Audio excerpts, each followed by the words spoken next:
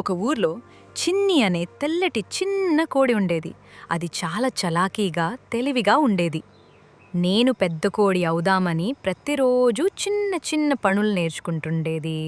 ఒకరోజు చిన్ని కోడి అడవిలోకి పోయి మాగిన పండని తీసుకురావాలని అనుకుంది. ఆదివారం కావడంతో అన్ని కోడ్లు ఫ్రూట్ ఫీస్ట్ ప్లాన్ చేసుకున్నాయి. ఆ సమయంలో ఒక పులి అక్కడ దాక్కునుంది. బానే దొరికాయో చిన్కోడి, నిన్నే నా స్నాక్స్. చిన్న భయపడలేదు. అది తక్షణమే ఆలోచించడం మొదలుపెట్టింది.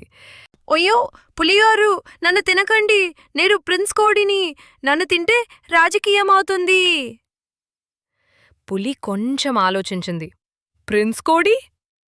చిన్ని వెంటనే ఒక నక్కను చూస్తూ చెప్పింది, నన్ను వదిలేస్తే నేను నీకు రోజు ఫ్రూట్లు కోడిగుడ్లు తెచ్చిపెడతాను. పులి ఆశతో చిన్ని కోడిని వదిలేసింది.